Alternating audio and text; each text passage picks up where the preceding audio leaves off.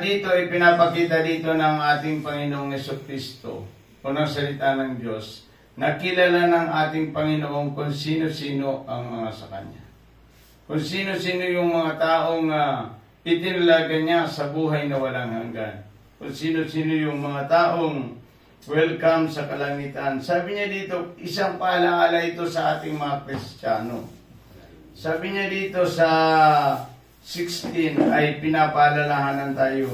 Iwasan mo ang walang kabuluhan at malaswang usapan, sapagkat ang rason ay ganito, sapagkat iyan ay nakakapagpalayo sa Diyos. Yan palang mga biruan o mga malaswang usapan, yan ay hindi dapat pinag-uusapan ng isang Kristiyano, hindi ka nagkikisali dyan, kasi iyan ay nakakapagpalayo sa Diyos. Nakakapagpalayo. Ay kung iyan ang usapan mo, lagi mong iyan ang binabanggit, ay makikita mo malayo ka na sa Panginoon. Malayo na ang iyong paglilingkod sa Diyos. Sabi niya, katulad ng dalawang ito, ang mga aral nila'y parang kanser at kumakalat sa katawan sila, Pilito at Herminio ito.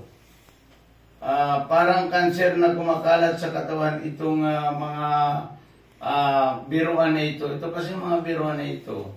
O halimbawa, kantahan, biruan ng mga pansanlibutan, kantahan, biruan. Ito ay starting to separating of God. Yan ay pagpapasimulang lumayo sa Diyos. Halimbawa, sige ang kanta mo ng makasanlibutang bagay.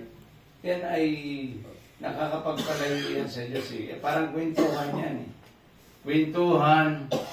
At di ba kung babasahin mo doon sa ikalawang Juan, chapter 2, verse 15, na wag nating ibigin ang mga bagay na nasa sanlibutan. Kasi iyan ang makakapagpalayo sa ating Panginoon. Dito maliwanag dito, sabi niya dito sa 19, maliwanag dito, ngunit matibay ang saligang tinatakan ng Diyos at tinatakan niya ng ganito, nakikilala ng Panginoon kung sino-sino ang mga sa Kanya, at ang bawat tumatawag sa pangalan ng Panginoon ay dapat lumayo sa masama. Yan ang pagkatatak ng ating Panginoon. Kasi tayong mga anak ng Diyos na nagsisi at tumalikod sa kasalanan, hinirang tayo ng Diyos eh. Hinirang doon sa panibagong buhay na inilaan para sa langit. Kaya sabi niya dito, kilala ng Diyos ang mga sa Kanya, at ito'y itinalaga at tinatakan ng Diyos na kung dapat ang tao'y tumatawag sa pangalan ng Panginoong Jesucristo ay dapat lumayo sa masama. Yan ang rason. Dapat pala ang isang Kristiyano na itinalaga sa buhay na walang hanggan ay dapat lumalayo sa anumang uri ng kasamaan para makapagpatuloy tayo sa gawain ng ating Panginoon. Kasi sa totoo lang po, kung tayo ay may mga kaakibat na kasalanan sa ating buhay, hindi tayo maaaring makapagpatuloy sa ating Diyos. Thank you kay Dudoy, at si Dudoy ay regular na, salamat naman sa Panginoon. At yun din ang ating dinadalangin lagi. Di nyo ba alam na kayong mga pamangking ko at mga tiyuin, lahat ng ating mga pinsan o mga kamag-anak, mga pamangkin o mga ano pa man ay kasama ko sa panalangin. Thank you sa Lord at sinagot ng Diyos ang ating dalangin. Mag-ipon-ipon ka, ipunin mo ito sa bangko, paunti-unti, para pagdating ng araw, kung gusto mong pumunta sa Amerika, pumunta ka. At dito sa ating lugar na ito ay parang wala yatang pag-asa tayo. Kaya suggestion ko lang sa inyo, mag-ipon-ipon kayo dahil hindi natin alam kung ano kalooban ng Diyos para sa atin.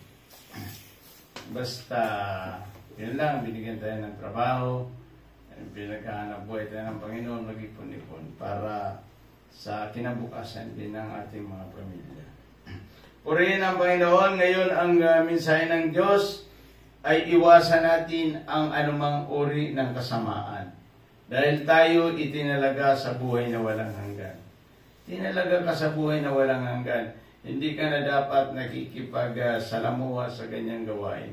Kaya sabi niya, ulitin ko, basahin ko sa 19, ay ganito ang sinabi niya, chapter 2, ng ikalawang Timoteo, verse 19 ay ganito ang kanyang sinabi. Ngunit matibay ang saligang itinatag ng Diyos at tinatakan niya ito ng ganito. Nakikilala ng Panginoon kung sino-sino ang mga sa Kanya at ang bawat tumatawag sa pangalan ng Panginoon ay dapat lumalayo sa anumang uri ng kasamaan. Anumang uri ng kasamaan bilang mga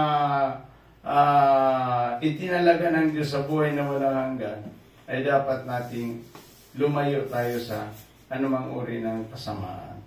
Yan ay pinapaalala sa atin ng ating Panginoon na tayo ay mga itinalaga sa buhay na walang hanggan, sapagkat ang rason kung bakit pinalalayo tayo ng Diyos sa anumang uri ng kasalanan, kasi sa langit ay walang papasok na marumi. Tingnan natin dito sa Pahayag chapter 21.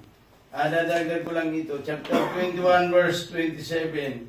Kasi pinapalayo tayo doon sa anumang uri ng kasamaan, sapagkat sabi niya sa verse 21, chapter 21 verse 27, ngunit hindi makakapasok doon ang anumang bagay na marumi sa paningin ng Diyos. Ang mga sinungaling, ang mga gumagawa ng mga kahihiyan, at ang mga sinungaling, yaon lamang may mga pangalang nakasulat sa aklat ng buhay na iniingatan ng kordero ang makakapasok sa kaharian ng Diyos. Kaya pinapaiwas tayo ng ating Panginoong Jesucristo sa anumang uri ng kasamaan, sapagkat sa langit ay walang tatanggapin na marumi ang buhay.